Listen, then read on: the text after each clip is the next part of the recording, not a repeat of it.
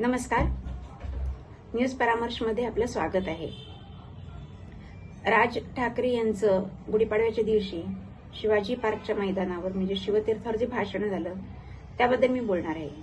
अनेक युट्यूबर्सनी आणि असं सांगितलं की या भाषणाबद्दल आम्हाला बोलायची इच्छा नव्हती, पण त्यांच्या अनेक सबस्क्रायबर्सनी फॉलोअर्सनी त्यांना असं सांगितलं की तुम्ही याच्यावर बोला म्हणून त्यांनी त्याच्यावर व्हिडिओ बनवला.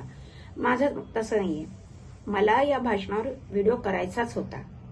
याचं कारण असं आहे की जेव्हा मनसेचा वर्धापन दिन झाला होता आत्ताच काही दिवसापूर्वी, त्यावेळेला पुण्यामध्ये राजसाहेबांनी एका सभागृहामध्ये जे संमेलन घेतलं होतं मनसेच्या सैनिकांचं, त्यामध्ये भाषण करताना त्यांनी असं सांगितलं की आज मी काही या सभेत जास्त बोलणार नाहीये, कारण आता 30 तारखेला जो गुढीपाडवा येतोय त्या दिवशी शिवाजी पार्कच्या मैदानावर ना मी काही चांगलं बोलणार आहे. म्हणजे मुद्दे माझे आहेत, ते सगळे मुद्दे मी आता इथे नाही सांगू शकत. माझी तोफ मी तिथेच डागणार आहे.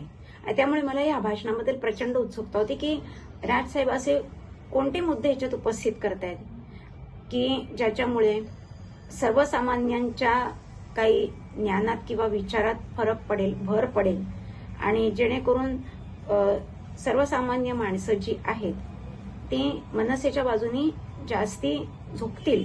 आणि नुसतीच झुकणार नाहीत तर आता होणाऱ्या महापालिकेच्या स्थानिक स्वराज्य संस्थांच्या निवडणुकीमध्ये त्यांना भरभरून मतदानही करतील. असं कोणत्याही सत्ताधारी पक्षाच्या बाजूचे किंवा विरोधी पक्षाच्या बाजूचे असे कोणते मुद्दे ते उपस्थित करणार आहेत याबद्दल मला प्रचंड उत्सुकता होती. म्हणून मी त्यांचं भाषण अगदी सुरुवातीपासून ऐकत होते.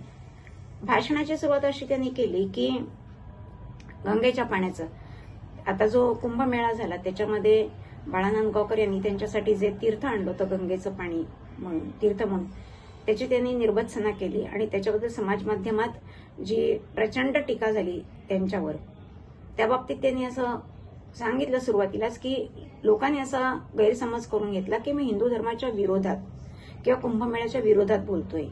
तसं काही नाहीये. तर गंगेचं पाणी किती अशुद्ध आहे आणि त्यामुळेच मी कशी कळकळीने विनंती केली आणि त्यामुळेच आपण आपल्या धार्मिक भावना कशा दूर केल्या पाहिजेत आणि सायंटिफिक तत्वांनी विचार करून आपण कशा आपल्या कृती केल्या पाहिजेत असं त्यांनी सांगितलं. आणि त्यांनी एक गंगेच्या प्रदूषणाविषयी व्हिडिओ म्हणजे फिल्मच तिथे शिवाजी पार्कवर दाखवली. त्याच्यानंतर त्यांनी असं सांगितलं की केवळ गंगाच नाही तर भारतातल्या अनेक नद्या, ज्याच्यात महाराष्ट्रातल्या खूप जास्ती 55च्या वर जास्ती काहीतरी नद्या आहेत ज्याच्यामध्ये अत्यंत दूषित पाणी आहे. आणि अशा दूषित पाण्यामधनं केवळ आपलं धर्म सांगतो म्हणून आपण ते धार्मिक कार्य करणं हे अयोग्य आहे. आता गंगेमध्ये कुंभमेळ्याला लाखो, हजारो, करोडो लोक गेली. त्याच्यावर सुद्धा त्यांनी ही शंका उपस्थित केली की काहीतरी 65 कोटी लोकांनी कुंभमेळ्यात स्नान केलं असं म्हटलं, म्हणजे का अर्धा भारत तिकडे गेला होता का? आता हे तिकडे जे होते प्रत्यक्ष काम करणारे त्यांना माहिती आहेत ना की एका मिनिटाला किती लोक डुबके मारत होते. त्या हिशोबात एका तासामध्ये आणि त्याच्यानंतर त्यांचे जे काही अवर्स होते डुबके घेण्यासाठीचे त्याच्यामध्ये किती लोकांनी डुबकी घेतली. आणि केवळ देशातलेच नव्हते तर भारतातल्या कानाकोपऱ्यातनं आणि अनेक परदेशातनंही लोक आले होते. तर जाऊ दे, तो वादाचा मुद्दा पण सोडून देऊया. पण बाकीच्या नद्यांच्या पाण्यामधलं जे पात्रातलं पाणी जे आहे ते अशुद्ध झालं, ते केवळ धार्मिक विधी केल्यामुळे होत नाहीये. तिथे कारखान्यांचं जे प्रदूषित किंवा विषारी पाणी येतं त्याच्यावर प्रॉपर ट्रीटमेंट न करता ते डायरेक्ट नद्यांमध्ये सोडलं जाते आणि त्यामुळे ती प्रदूषण होते. त्यामुळे तिथे ते पाणी अडवणं, त्याच्यावर योग्य प्रक्रिया करून त्यातली विषारी द्रव्य काढून टाकणं, दूषित द्रव्य काढून टाकणं आणि मग ते पाण्यामध्ये नदीच्या सोडणं हे करायला हवंय. ते धार्मिक कार्य केल्यामुळे होत नाहीये, याचाही तुम्ही विचार करा. त्याच्यानंतर दुसरी गोष्ट त्यांनी अशी सांगितली की इतिहासामध्ये तुम्ही कशाला सारखे डोकावता. औरंगजेबाच्या कबरीचं तुम्ही कशाला म्हणता की ते काढून टाकली पाहिजे. उलट त्याचं जे उदात्तीकरण होतंय ते तुम्ही थांबवा आणि तिथे एक फलक लावा की हा औरंगजेब आहे, तो आमचा महाराष्ट्र काबीज करायला आला होता, पण त्याला ते जमलं नाही. 27 वर्ष त्यांनी प्रयत्न केले आणि शेवटी तो इथेच मेला, त्याला आम्ही गाडला. असा फलक लावा आणि तिथे शाळकरी मुलांच्या पिकनिक आयोजित करा, हा मुद्दा ठीक आहे, पण हा मुद्दा तुम्ही आत्ताच उपस्थित केलात ना, तुमचा तो स्वतःचा मुद्दा नाहीये. आणि हिंदू लोक जेव्हा अशा प्रकारे रिॲक्ट होतात, तुमच्या मते इतिहासातल्या जुन्या गोष्टी ते उकरून काढतात, तर तसं नाहीये. ज्या वेळेला हे सो कॉल्ड अल्पसंख्याक मुसलमान हिंदूंच्या धार्मिक कार्यामध्ये येतात अकारण आणि त्यांना त्रास देतात, त्यावेळेला आपल्या धर्मातल्या लोकांनी म्हणजे हिंदू लोकांनी प्रतिकार करणं आवश्यक आहे, जे आतापर्यंत हिंदूंकडून होत नव्हतं. हल्लीच काही वर्षात 2-4 वर्षामध्ये हिंदू लोक जागृत झालेली आहेत आणि आपल्या म्हणजे हिंदू धर्मावरचं अतिक्रमण थांबवण्याचा, थोपवण्याचा ते प्रयत्न करत आहेत. पण म्हणून ते मुसलमान धर्माच्या लोकांना अकारण त्रास देत नाहीयेत. आता त्यांनी जर आपल्याला कार्य केलं तर कार्य करणं हे आपलं कर्तव्य आहे. आपण केवळ हिंसा नको, शांती ढाळायला नको म्हणून गप्प बसणं म्हणजे मूर्खपणा आहे. आज अजून एक तुम्हाला उदाहरण सांगते की मालाड मालवणीमध्ये जेव्हा गुढीपाडव्याची मिरवणूक चालू होती आणि रिक्षामध्ये छोटी मुलं होती 15-16 वर्षाची, ते भगवे कपडे त्यांनी घातले होते, भगवा झेंडा होता आणि जय श्रीरामच्या घोषणा देत होत्या. त्यावेळेला तिकडे पठाणवाडी म्हणून जो भाग आहे, तिकडचे लोक मुस्लिम संतप्त झाले आणि त्यांनी रिक्षातनं या मुलांना खेचून काढलं आणि त्यांना बेदम मारहाण केली. मग आज त्यांनी मारहाण केली तर बजरंग दल जे आहे ते जे सक्रिय झालं आणि हिंदू लोक सक्रिय झाले आणि त्यांनी पण त्यांना जर मारहाण केली तर काय चुकलं? त्यांनी काय हिंदू लोकांनी मारहाण सहन करायला हवी होती केवळ सामाजिक सलोखा बिघडू नये म्हणून? ते चुकीचं आहे. आता नागपूरमध्ये जे प्रतिकात्मक औरंगजेबाच्या कबरीचं दहन केलं त्याच्यामध्ये कुठचाही इस्लामचा अवमान केलेला नव्हता किंवा त्याला जो गवताच्या पेंड्या ज्या होत्या त्याच्यावर हिरवा कपडा बांधला होता आणि त्याला आग लावली. त्या हिरव्या कपड्यावर कुठचाही कलमा लिहिला नव्हता, कुठच्याही कुराणातली काही गोष्टी लिहिलेल्या नव्हत्या, तरीही खोटा फेक नॅरेटिव्ह पसरवला गेला की कुराण जाळलं आणि मग दंगल भडकली. असं होत नाही ना. आणि ही नागपुरातली दंगल तर वेल ऑर्गनाइज्ड होती, कारण तिथे मोठे मोठे दगड होते जे त्यांनी त्या पोलिसांनाही मारले, सामान्य लोकांनाही मारले.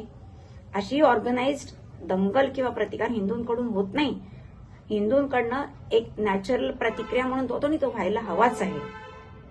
आणि दुसरी गोष्ट, जर तुम्हाला वाटत असेल की हिंदू लोकांनी आपल्या जुन्या धार्मिक संकल्पना सोडून एक विज्ञाननिष्ठ दृष्टिकोन अवलंबून त्यात सुधारणा करावी, तर तुम्ही हे इस्लाम धर्मीयांना का नाही सांगत, मुसलमानांना का नाही सांगत?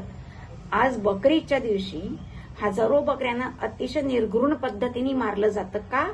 त्यातनं कोणतं पुण्य मिळतं? एका निष्पाप जीवाचा बळी देऊन कोणतं पुण्य ते जमा करतात? असा प्रश्न तुम्ही त्यांना का नाही विचारत? त्यांच्या मक्का मदिन्यातलं झमझमचं जे पाणी असतं त्याच्याबद्दल का नाही तुम्ही प्रश्न विचारत?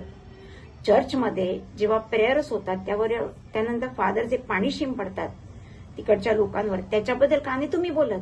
ख्रिश्चन धर्मात सुद्धा अनेक काही गोष्टी आहेत ज्याच्याबद्दल बोलणं आवश्यक आहे, पण त्या तुम्ही नाही बोलत. हिंदू सॉफ्ट टार्गेट आहे. हिंदू लोक तुमचं ऐकून घेतात, ते तुम्हाला फक्त सोशल मीडियातनं किंवा वर्तमानपत्रातनं तुमच्यावर टीका करतात, बाकी काही करत नाहीत. पण त्यांनाच तुम्ही कशाला उपदेशाचे डोस पाजता?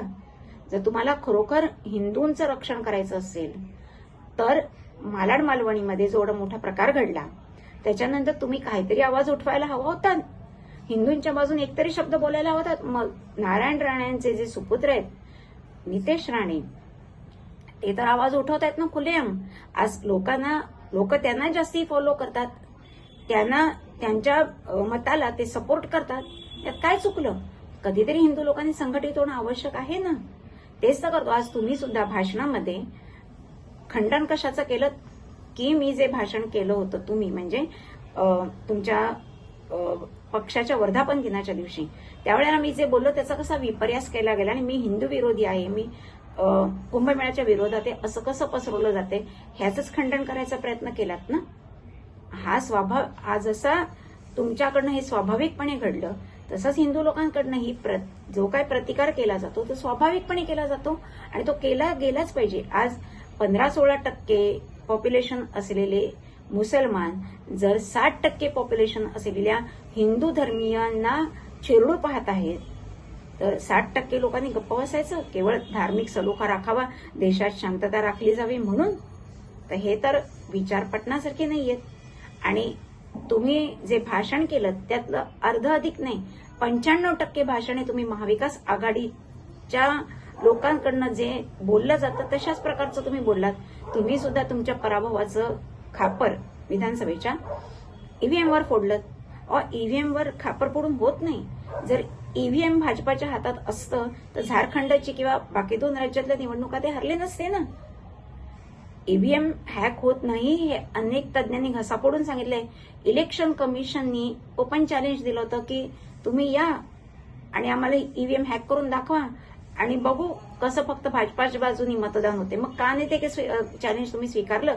का तुम्ही उद्धव ठाकरे यांचीच भाषा बोलताय? म्हणजे तुम्ही भाषा बोलताय उद्धव ठाकरे यांचीच, विचार मांडताय त्यांचेच, आणि शिवाय मतं मागताय हिंदूंची, मराठी लोकांची कशी मिळणार हो? तुमच्याकडे एक विचारधारा पाहिजे. तुम्ही जाता जाता फक्त सांगितलं देवेंद्र फडणवीसांना की तुमच्या हाती एक सुसंस्कृत राज्य आलंय, त्याच्यासाठी चांगली कामं करा.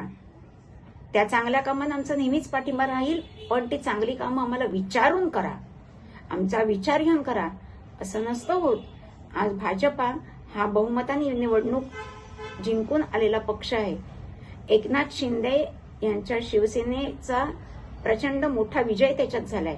हे दोन्ही पक्ष हिंदू धर्माची कास धरणारे आहेत, मराठी लोकांची अस्मिता जपणारे आहेत, आणि त्यामुळे त्यांची जी कार्यपद्धती आहे किंवा त्यांची जी ध्येय धोरणं आहेत, त्यांचे जे कार्यक्रम आहेत ते योग्य की अयोग्य, हे चांगले की वाईट हे ठरवणारे तुम्ही कोण?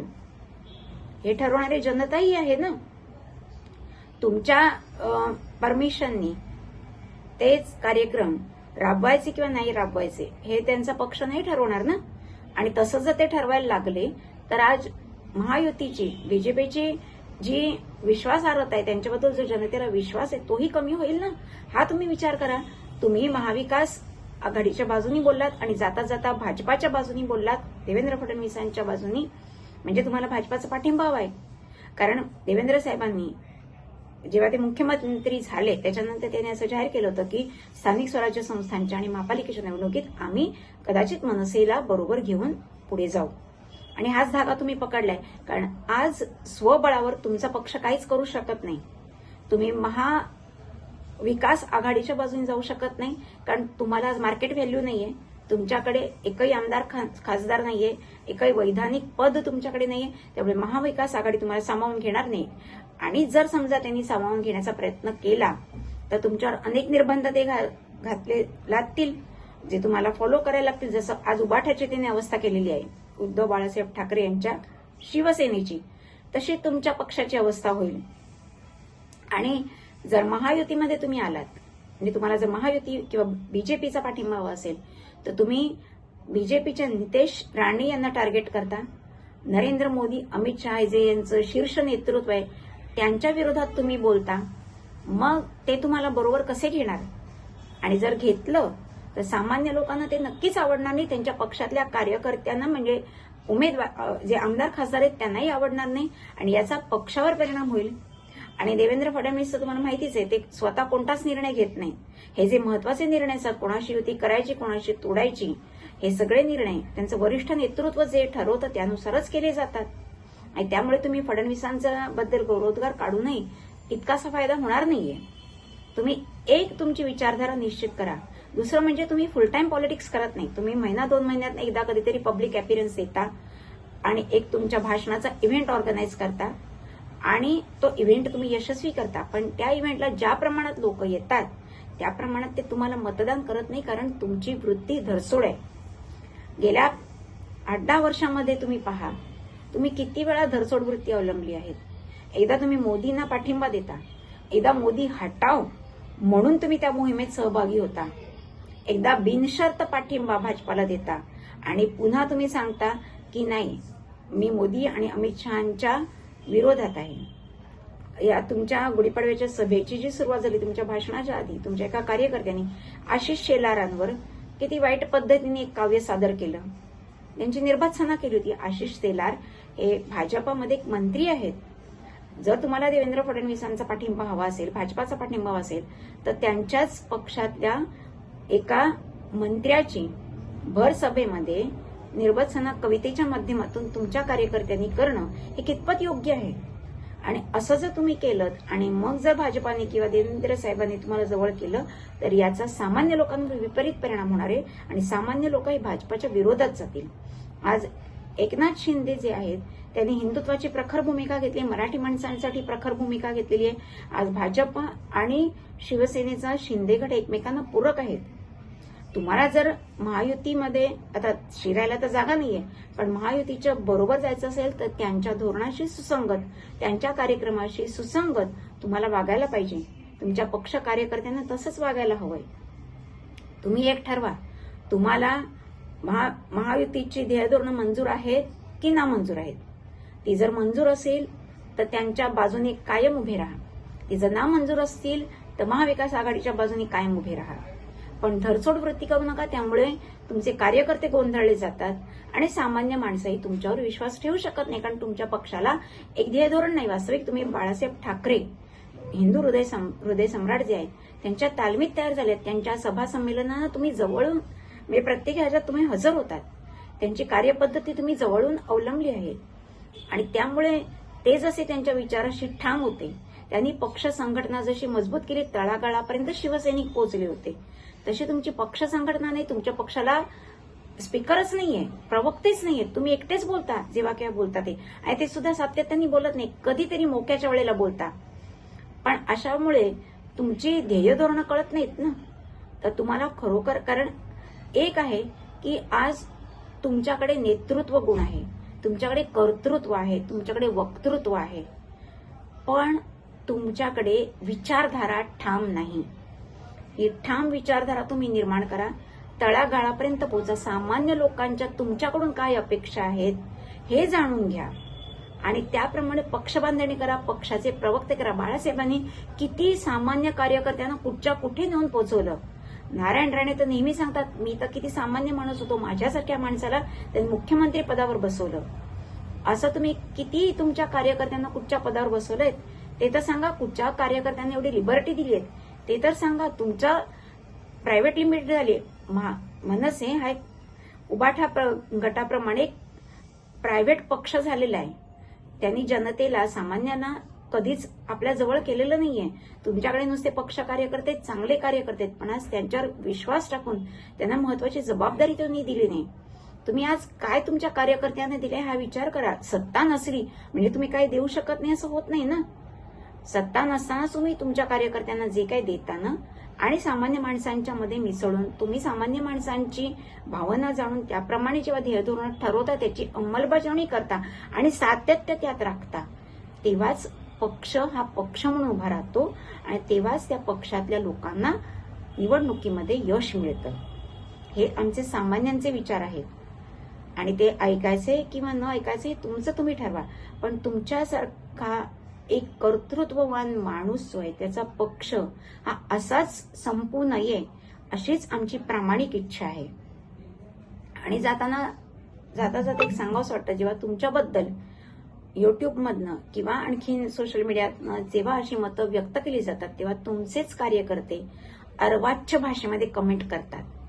त्यामुळे होतं काय की बाकीच्यांवर काही परिणाम होत नाही, पण जनमानसात तुमची प्रतिमा पक्षाची मलिन होते, तुमच्या कार्यकर्त्यांविषयी प्रतिमा मलिन होते आणि हा सुसंस्कृत पक्ष नाही अशी इमेज निर्माण होते आणि तेही तुमच्या कार्यकर्त्यांना यश न मिळण्याचं एक महत्वाचं कारण आहे.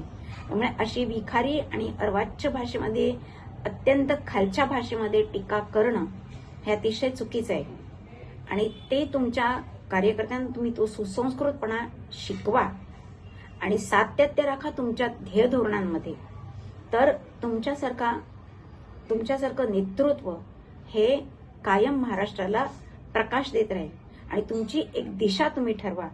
एवढाच तुम्हाला एक सल्ला द्यावासा वाटतो किंवा एक विचार द्यावासा वाटतो असं समजा. तुम्हाला जर पटलं तर घ्या, नाहीतर तुम्ही तुमचे ठरवायला मोकळे आहातच. त्यामुळे आज उबाठाशी तुमची बरोबर येते की उद्धव बाळासाहेब ठाकरे जी भाषा वापरतायत तीच तुम्ही भाषा वापरताय. असं होऊ देऊ नका. तुमची विचारधारा करा निर्माण आणि त्याप्रमाणे तुम्ही वागा आणि त्या पक्षाला सहकार्य करा आणि ते कायम ठेवा. दुरसोड वृत्तीचा त्याग करा. एवढंच सांगायचं आहे. व्हिडिओ आवडला असेल तर लाईक करा, शेअर करा, सबस्क्राईब करा. पुन्हा भेटूया नवीन विषयासह.